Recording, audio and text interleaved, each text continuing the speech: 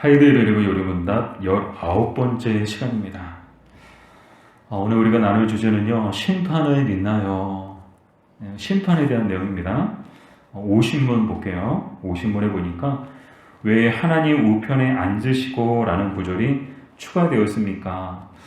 계속해서 사도신경을 우리가 보고 있죠. 사도신경 그 내용에 보면 장사한 지 4일 만에 죽은 자 가운데서 다시 살아나시며 하늘에 오르사 전능하신 하나님 우편에 앉아 계시다가 라는 그런 부분이 나오죠. 바로 하늘에 오르사 하나님 우편에 앉아 계시다가 그 구절을 우리가 나누려고 하는데요. 그럼 왜 하나님 우편에 앉으시고 라는 구절이 추가되었는가? 답부분을 같이 읽어보겠습니다. 그리스도께서 하늘에 승천하신 목적 때문입니다. 그리스도는 모든 만물을 다스리시는 아버지에 의해 그곳에서 교회의 머리로서 계신 것입니다. 아멘. 자, 그러면 우편에 앉으셨다는 것이 예수님께서 하나님 그 보좌 우편에 앉으셨다는 것이 이 무엇을 의미하는가? 크게 두 가지를 의미하는데요. 우리 시편 9편 4절 말씀 우리 같이 읽어볼까요? 주께서 나의 의와 송사를 변호하셨으며 보좌에 앉으사 의롭게 심판하셨나이다. 아멘. 이 그리스도께서 하나님 우편에 앉으셨다. 이 무엇을 의미하는가? 첫 번째로는요, 이 하나님 우편에 앉았다는 것은 하나님하고 동등한 권세와 능력과 영광을 가지셨다. 그것을 뜻하는 거예요. 왜 그런가 하면 하나님의 우편은 아무나 앉을 수 있는 곳이 아니거든요. 또 성경에서 오른편에 앉았다는 것이 무엇을 상징하는가? 무엇을 뜻하는가 하면 바로 가운데 있는 정말 이 상속이라고 하죠. 가장 높은 곳에 앉아있는 사람의 오른편에 앉았다는 것은 지금 오른편에 앉은 사람이 가장 높은 사람하고 대등한 위치에 있다는 것을 상징하거든요. 즉 예수님께서 하나님 우편에 앉으셨다는 것은 뭘 말한다고요? 하나님하고 똑같은 그런 능력과 권세와 영광을 가지셨다. 그것을 뜻한다는 뜻을 갖고 있고요. 이 부분을 묵상하면서 문득 예전에 저한테 이제 기억 속에 남아있는 일이 또 생각나더라고요. 누구라고 말씀을 드리면 좀 곤란하니까 누구라고 말씀을 못 드리는데 예전에 경기도 지사 하셨던 분이에요. 어디 이제 그분이 경기도 지사가 되시기 전에 어떤 이렇게 여럿이 이제 모이는 자리에서 식사를 했는데 제가 바로 그분 옆에 앉았어요. 옆에 앉아서 식사를 했거든요.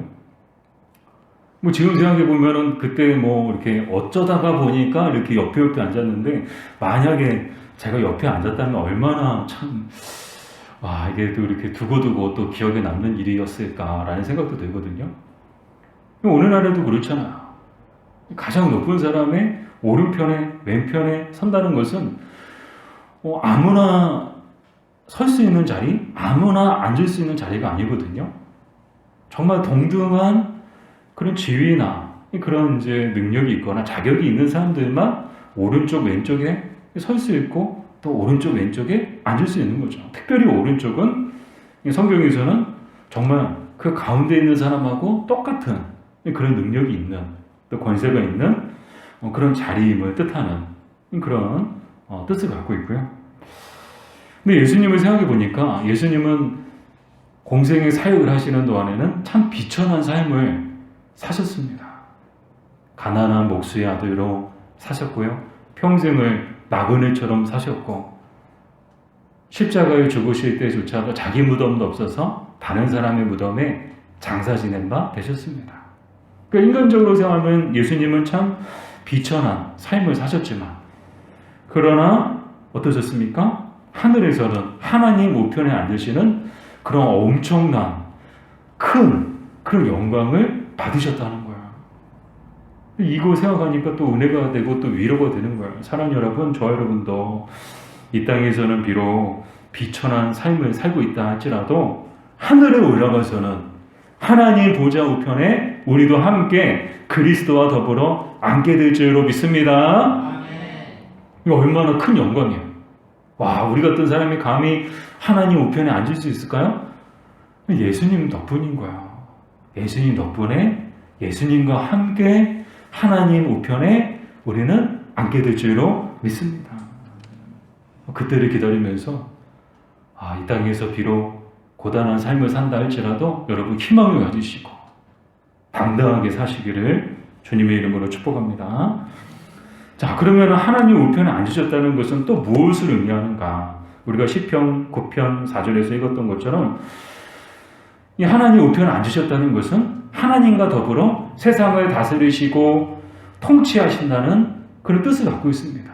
즉 그리스도께서 보좌 우편에 하나님 우편에 앉으셨다. 그것은 무엇을 뜻하느냐? 그리스도도 심판하신다라는 그런 뜻을 갖고 있다는 거예요. 심판의 자리에 예수님께서 앉으셨다는 거예요.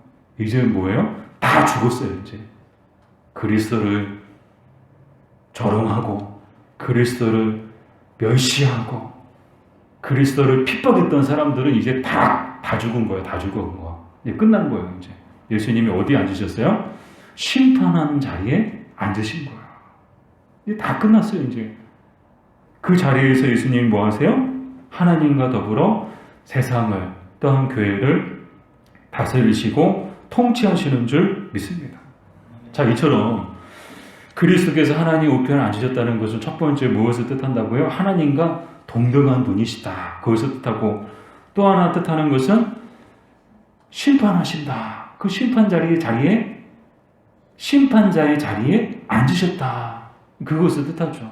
오늘날에도 저는 아직 이제 참 감사해요. 재판하는 자리에 한 번도 가본 적이 없어요. 지금 앞으로도 가고 싶은 마음은 전혀 없어요. 안 가는 게 제일 좋겠죠. 근데 재판하는 자리에 가면요, 맨 딱 이 자리죠. 이 자리에 딱 이렇게 판사가 딱 앉죠. 앉아서 심판해요. 이 자리는 아무나 앉는 자리가 아니에요. 오직 판사들만 앉을 수 있는 자리야. 판사들이 앉아서 뭐예요? 땅땅땅 하는 거예요. 심판하는 거죠. 사랑하는 여러분, 그리스도께서 하나님 보좌 우편 그 심판자의 자리에 앉으셔서 지금도 이 세상과 또 교회를 다스리시고 이 통치하시는 줄 믿습니다. 와, 그리스도가 누구 편이에요? 우리 편이에요. 그리스도는 누구의 그리스도세요? 저와 여러분의 그리스도이신 줄 믿습니다.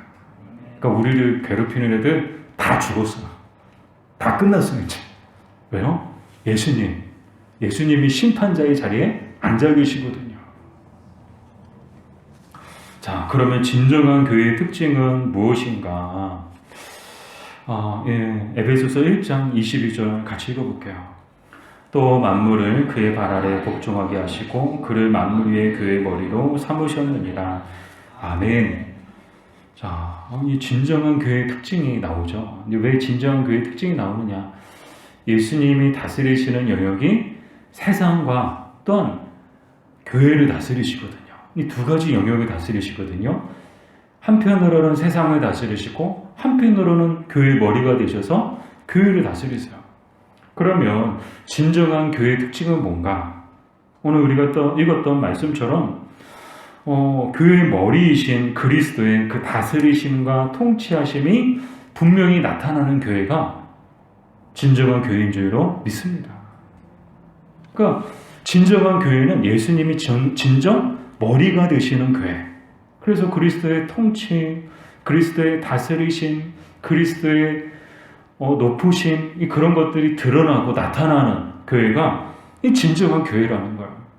바꾸어 말씀을 드리면 사람들의 생각과 사람들의 뜻과 사람들의 주장이 관철되는 것이 아니라 오직 그리스도의 뜻, 그리스도의 생각, 그리스도의 말씀하심이 분명히 나타나는 교회가 이 진정한 교회라는 거예요. 사랑하는 여러분, 그러므로 우리가 진정한 우리 작은 목자교회가 진정한 교회가 되기 위해서는 어떻게 될까요? 우리는 늘 구해야 되는 거예요. 무엇을요? 우리를 향하신 하나님의 뜻을 우리는 늘 구하고 찾아야 하는 줄 믿습니다. 우리가 진정한 교회가 되기를 원한다면 이 사람들, 우리의 생각과 우리의 뜻과 우리의 주장은 자꾸 내려놔야 돼요. 제가 이제 계속 말씀드리죠. 이 교회는 자기 뜻, 자기 생각, 자기 주장을 관철하는 곳이 아니에요. 막 자기 뜻, 내 생각은 이렇고, 내 뜻은 이렇고, 내 주장은 이렇고. 저도 마찬가지더라고요. 목사도 함부로 자기 생각과 자기 뜻과 자기 주장을 이 강단에서 함부로 말하면 안 되는구나. 오늘 말씀을 딱 생각하면서 저도 뜨끔했어요. 그렇구나. 아무리 이 소신이 그렇다 하더라도 목사의 소신보다 더 중요한 것, 목회자의 소신보다 더 중요한 것은 하나님의 뜻인 줄 믿습니다.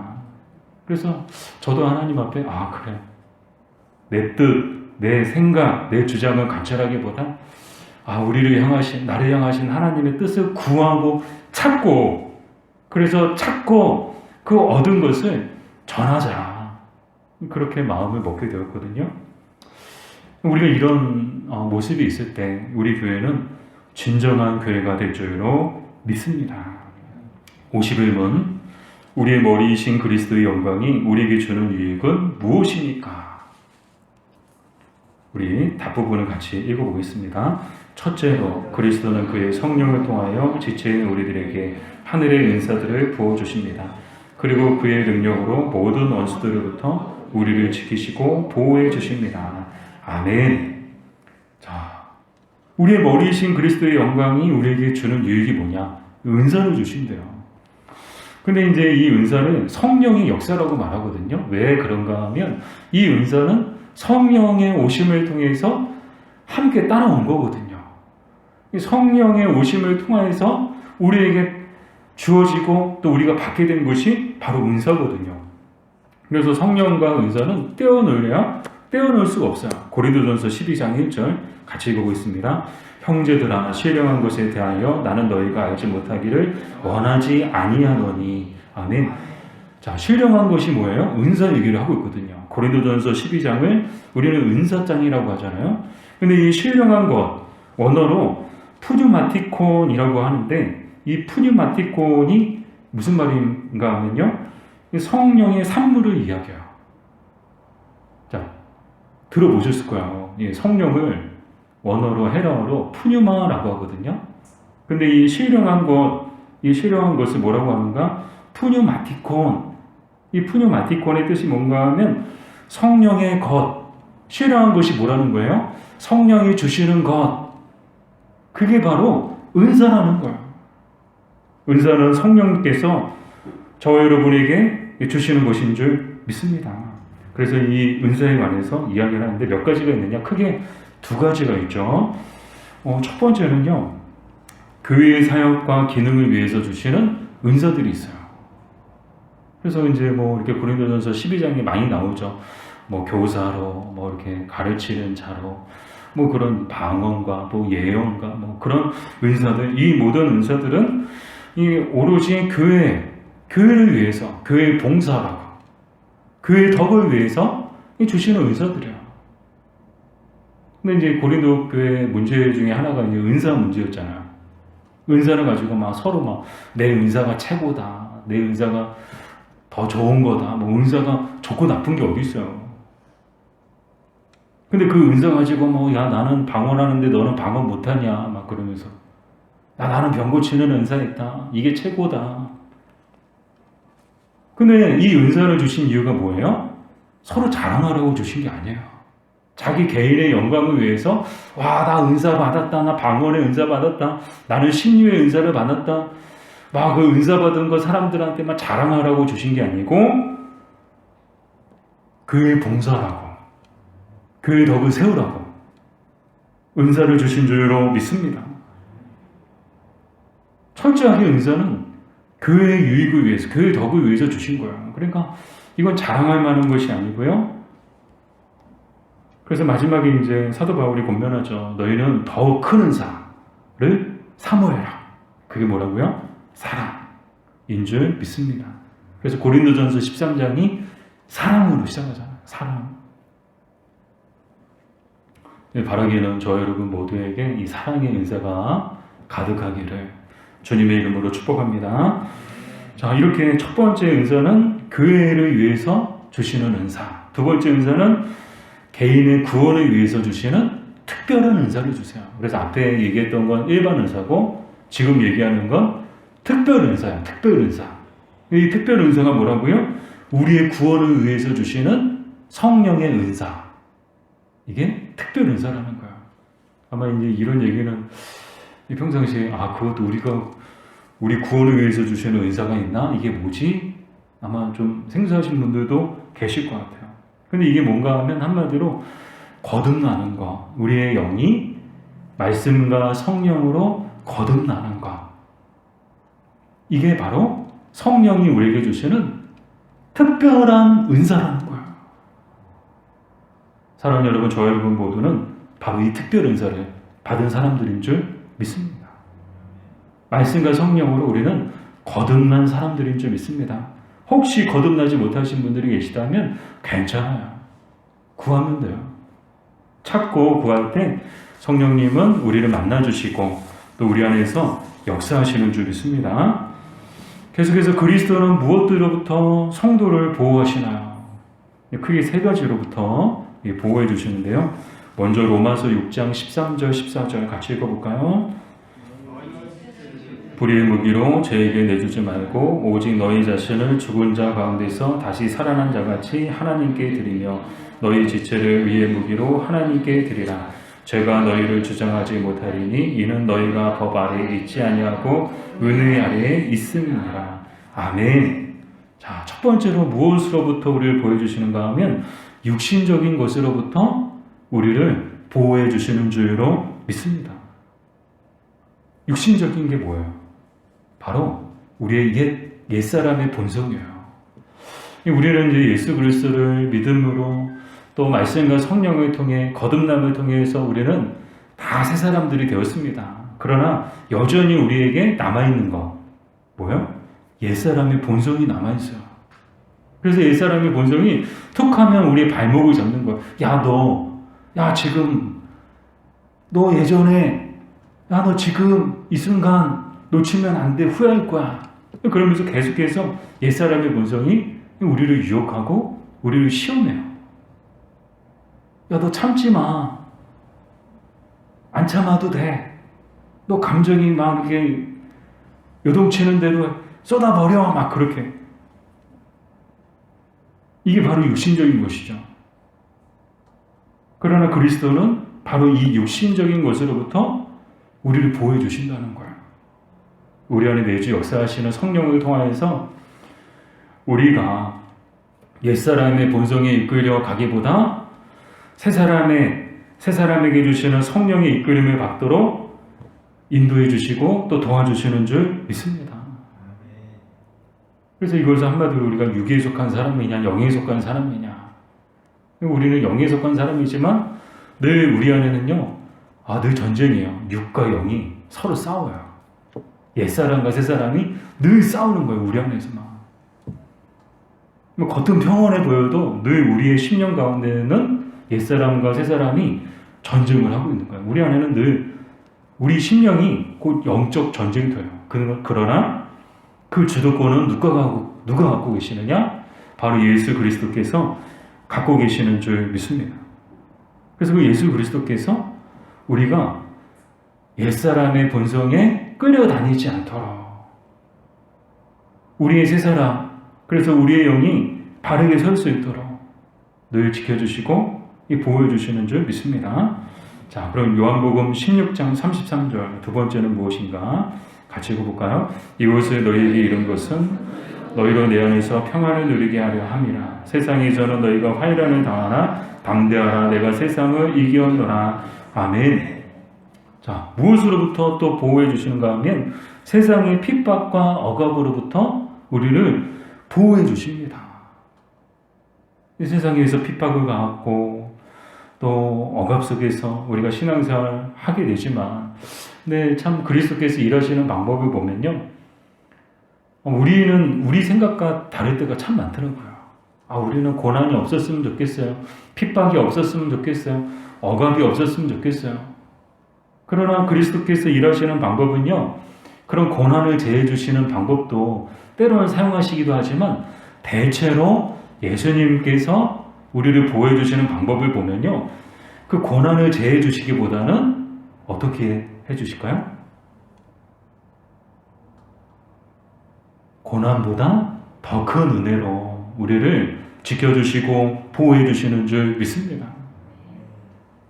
뭐예요? 핍박과 억압 속에서도 그 핍박과 억압을 이길 수 있는 믿음을 주시고 용기를 주시고 또 그 순간순간마다 괴로울 때마다 우리를 위로해 주시는 줄 믿습니다. 이게 그리스도께서 우리를 그 핍박과 억압 속에서 보호해 주시는 방법이더라고요. 근데 이거를 정말 뼈저리게 느꼈어요. 고난이 깊을수록 하나님의 은혜는 더 크다. 고난을 제해 주진 않으시더라고요. 제 인생을 보더라도 하나님의 고난을 싹 지우개처럼 싹 지워주지는 않으시더라고요. 그러나 고난보다 더 큰 은혜를 주시더라고요. 그러니까 그 고난이 더 이상 고난이 안 되는 거예요. 뭐 고난이 어디 안 갔어요. 그대로 있어요. 그러나 더 큰 은혜가 저를 다 지배하니까 고난이 고난으로 보이지 않는 거예요. 그 고난도 거뜬히 이겨낼 수 있는 거예요. 이렇게 그리스도께서 세상의 핍박과 억압으로부터 우리를 보호해 주신다. 세 번째는 로마서 16장 20절 같이 읽어볼까요? 평강의 하나님께서 석기 사탄을 너희 발 아래에서 상하게 하시리라. 아멘. 사탄 마귀로부터 우리를 보호해 주시는 줄로 믿습니다. 마귀는 얼마나 대단한가. 와, 진짜 마귀처럼 끈질기고요. 또 마귀처럼 집요하고요. 마귀처럼 강교하고요. 그런 존재는 없을 것 같아요. 마귀는요, 절대 포기하지 않아요. 포기를 몰라요. 또 얼마나 기상천외한 방법들을 동원하는지요. 정말 수단과 방법을 가리지 않고 어떻게든 성도와 교회를 무너뜨리는 것이 이 마귀의 목표예요. 수단과 방법 가리지 않아요. 오로지 목표는 하나예요. 성도 무너뜨리고 교회 무너뜨리는 것. 이게 마귀의 한 가지 유일한 목표예요. 그러나 그리스도께서 저와 여러분을 또한 우리 교회를 지켜주시고 보호해 주시는 줄 믿습니다. 결코 우리가 마귀의 손아귀에 들어가지 않도록 어떻게 하세요? 지켜주세요. 보호해 주세요. 누가요? 그리스도께서.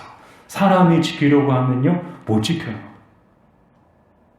사람이 하려고 하면 안 돼요. 아무리 용을 쓰고 사람 인간 바리케이트 치고 몸에 사슬을 묶고 그런다고 교회를 지킬 수 있을까요? 아니요. 죄송합니다. 그리스도께서 지켜주시고 보호해 주셔야 하는 줄 믿습니다. 자, 마지막으로 52문. 산자와 죽은 자를 심판하시기 위해 그리스도께서 다시 오시는 것은 우리에게 어떤 위로를 줍니까? 네, 그리스도의 다시 오심에 대해서 말씀하고 있죠. 우리 답부분을 같이 읽어보겠습니다. 나는 나의 모든 슬픔과 핍박 가운데 하늘을 우러러 나를 위해 자신을 내어주시며 하나님의 심판으로 내가 받을 모든 저주를 제거해 주시며 하늘로부터 심판자로 오시며 그리스도와 나의 원수들을 영원한 정죄로 내던지시는 그리스도를 바라봅니다. 그는 나를 그의 선택된 백성들과 함께 하늘의 기쁨과 영광으로 옮기실 것입니다. 아멘. 자, 어떤 위로? 맨 마지막에 나오죠? 그는 나를 그의 선택된 백성들과 함께 하늘의 기쁨과 영광으로 옮기실 것입니다. 아멘. 이게 위로죠. 그리스도의 다시 오심이 우리에게 주는 위로, 가장 큰 위로. 자, 그럼 심판에 대해서 정리해 볼게요. 심판대 앞에 서게 될 자들은 누구인가? 자, 그때가 이제 심판의 때죠. 그리스도 다시 오시는 때는 심판의 때고요. 그리스도께서 다시 오시는 목적이 심판하시기 위해서 오시거든요. 그리스도의 초림이 구원을 위해서 오신 거였다면 그리스도의 재림은 심판을 위해서 오시는 거거든요. 그래서 이 심판대 앞에 서게 될 자들은 누군가? 고린도 후서 5장 10절 같이 읽어볼까요? 우리가 다 반드시 그리스도의 심판대 앞에 나타나게 되어 각각 선악간에 그 몸으로 행한 것을 따라 받으려 함이라. 자, 심판대 앞에 서게 될 자들은 누군가요? 모든 사람이에요. 근데 이 모든 사람들뿐만이 아니라 이 모든 피조물, 그리고 범죄한 천사들도, 또 심지어 이미 죽은 사람들도 다 이 심판대 앞에 서게 된다는 거예요. 이 무덤에 죽은 사람들은 심판의 부활해서 다 심판대 앞에 서게 되고, 타락한 천사들조차도 다 이 심판대 앞에 서게 되고. 그러니까 생각해 보세요. 상상을 해보니까 와, 그래서 재림하시고 심판주로 오실 때 우리는 그 앞에 너나 할 것 없이 이 땅에 존재하는 모든 것 뿐만 아니라 땅에 묻혔던 죽은 사람들조차도, 하늘에 있는 천사들조차도 다 모이는 거예요. 와, 상상이 되세요? 어마어마한 그런 무리들이 그리스도의 심판대 앞에 서게 된다는 거예요. 근데 이제 심판의 원칙을 살펴보니까요, 이 심판에는 몇 가지 원칙이 있더라고요. 그래서 이제 이방인들은 무엇으로 심판을 받느냐? 마음에 있는 법, 그 양심으로 심판을 받고, 유대인들은 율법으로 심판을 받고, 그리스도인들은 무엇으로 심판을 받느냐? 봤더니 복음으로 심판을 받는다고 그렇게 기록되어져 있고요. 그래서 경건한 자들과 경건하지 않은 자들을 또 심판자가 어떻게 구분하시는가? 경건한 자들은 오른편에, 경건하지 않은 자들은 왼편에. 그러니까 항상 좋은 데는 어디예요? 오른편일까요? 왼편일까요? 오른편. 아멘. 항상 좋은 데는 오른편이에요. 성경에서는 항상 오른쪽은 복된 자래요. 반면 왼편은 저주받는 자래요. 경건한 자들은 오른편에. 그러니까 우리는 어디 앉아야 돼요? 오른편에 앉아야 돼요. 여러분 천국 가시면 꼭 오른편에 앉으셔야 돼요. 뭐 우리가 뭐 이렇게 뭐 앉고 싶다고 해서 앉을 수 있는 게 아니고 자연스럽게 아마 이렇게 가라고 하시겠죠. 오른편으로 가라, 왼편으로 가라. 경건한 자들은 오른편에, 경건하지 않은 자들은 왼편에. 그래서 오른편에 있는 자들에게는 뭐라고 말씀하시는가 하면 하나님의 나라를 상속받을 자들이다. 그리고 왼편에 있는 자들은 영원한 불로 들어갈 자들이다. 라는 그런 심판을 받게 되죠. 그래서 그 심판에 따라 두 곳으로 다 나눠지는 거예요. 오른편에 있는 자들은 다 영원한 하나님의 나라로 들어가고, 왼편에 있는 자들은 다 영원한 불로 들어가는 거예요. 자, 이것이 이제 심판의 모습이고요. 역사 속에서 예표로 나타난 하나님의 심판에는 어떤 것들이 있었나요? 대표적인 예가 우리 노아의 홍수죠. 우리 창세기 6장 5절에서 8절까지 같이 읽어볼까요? 여호와께서 사람의 죄악이 세상에 가득함과 그의 마음으로 생각하는 모든 계획이 항상 악할 뿐임을 보시고 땅 위에 사람 지으셨음을 한탄하사 마음에 근심하시고 이르시되 내가 창조한 사람을 내가 지면에서 쓸어버리되 사람으로부터 가축과 기는 것과 공중의 새까지 그리하리니 이는 내가 그것들을 지었음을 한탄함이니라 하시니라. 그러나 노아는 여호와께 은혜를 입었더라. 아멘. 이 하나님의 대표적인 심판 사건이 이 노아의 홍수 사건이었죠. 이 하나님이 만드신 것들을 다 쓸어버리시는 사건. 모조리 다 쓸어버리셨죠. 그러나 노아는 은혜를 입었더라. 근데 이 노아 홍수 사건뿐만 아니라 그 이후로도 하나님의 심판을 엿볼 수 있는 그런 역사적인 사건들이, 굵직한 사건들이 몇 개가 있었죠. 그래서 뭐 소돔과 고모라, 또 BC 722년 북이스라엘이 아수르 살마네스 왕에 의해서 멸망당하고, BC 586년 남유다가 바벨론 느부갓네살 왕에게 멸망당하는 이스라엘이라는, 정말 하나님의 그 민족이 멸망당하는 그런 모습을 통해서 하나님의 심판을 우리는 볼 수 있죠. 근데 오늘날에도 천재지변, 또 뭐 바이러스, 뭐 그런 것들을 통해서 우리는 하나님의 큰 심판이 머지않아 임한다는 그런 작은 예고편 같은 그런 사건들을 우리가 계속 경험하고 있는 것 같아요. 이번 코로나를 통해서도 참 조심스럽지만 이건 역시 하나님의 심판에 대한 작은 예고편 아닌가. 정말 바이러스가 그렇잖아요. 막 언제였어요? 뭐 사스, 뭐 신종플루, 뭐 메르스, 그 이번에 코로나 아직도 현재 진행 중이죠, 그죠? 현재 진행 중이고 어떤 목사님도 그러시는 거예요. 또 이게 미국에서 새로운 변이가 나타났는데 이게 또 가을에 또 이게 또 대유행할지 모른다. 근데 지금 얘기 들어보면 전문가들의 얘기를 들어보면 지금도 이 코로나도 참 심각한데 앞으로는 이것보다 더 강력한 바이러스들이 얼마든지 출몰할 가능성이 있다는 거예요. 이게 뭘까요?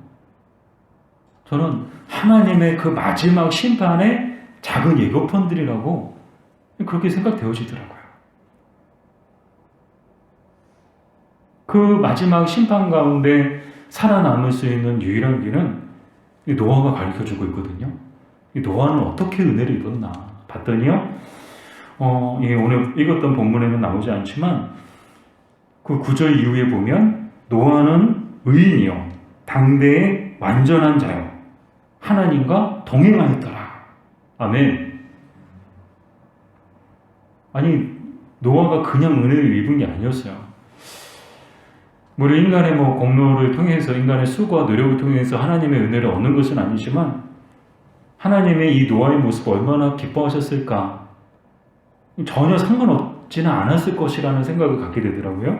노아는 의인, 흠없는 자였다는 거예요.